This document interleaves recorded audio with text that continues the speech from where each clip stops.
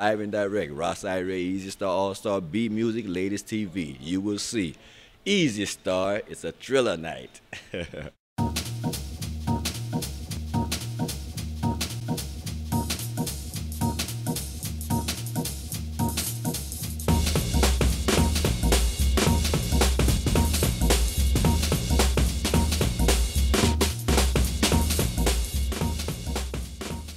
Easy Star.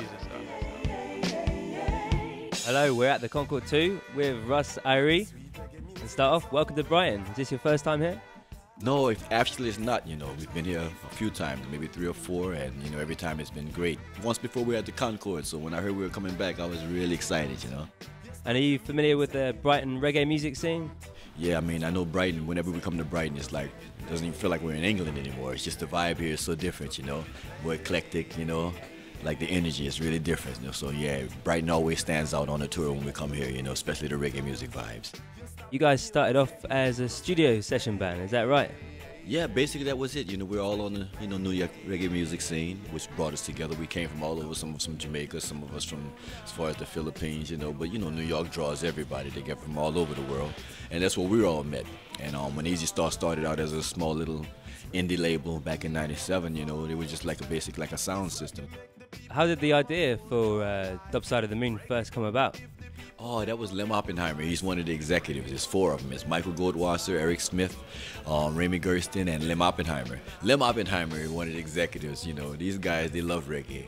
But at the same time, being musicians, we love, old rock classics. We have a love for more than just reggae. And Pink Floyd, Dark Side of the Moon was one of those classics that, was one of his favorites.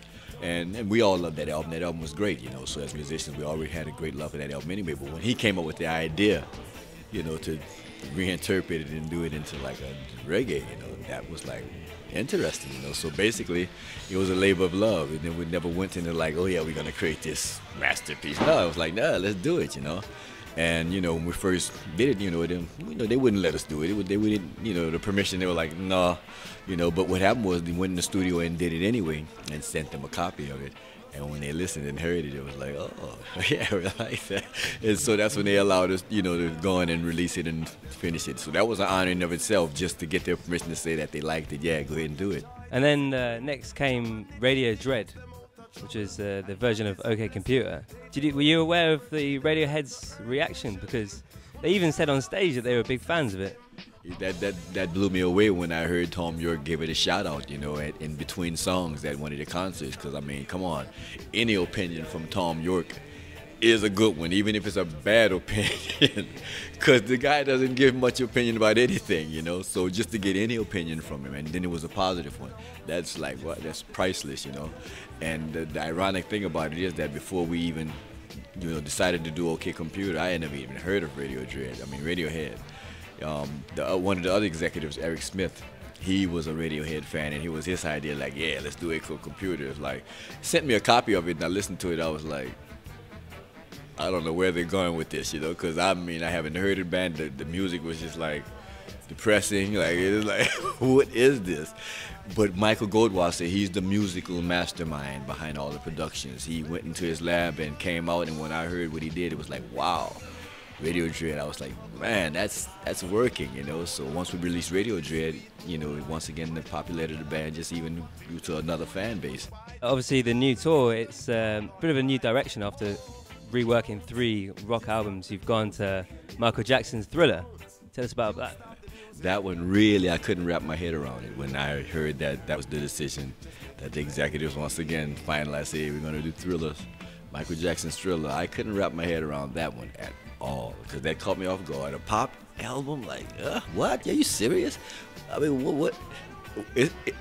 Yeah, that's how it was. I mean, I couldn't even, to whereas I just like, really like a hands-off approach.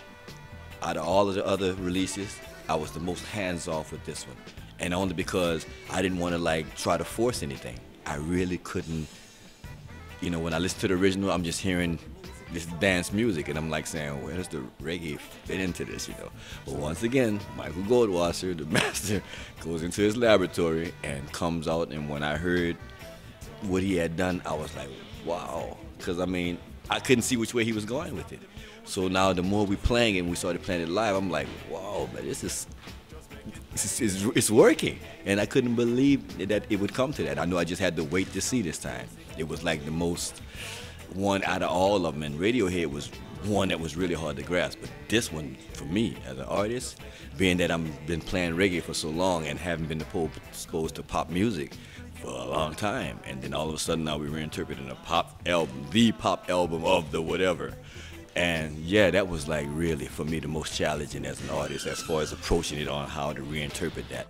Definitely surprised well, with the new direction, you know, because it's more of a, as you said, more of a pop and R&B album after 3 rock albums. So we were like, what, Michael Jackson? We had no clue they would go that direction.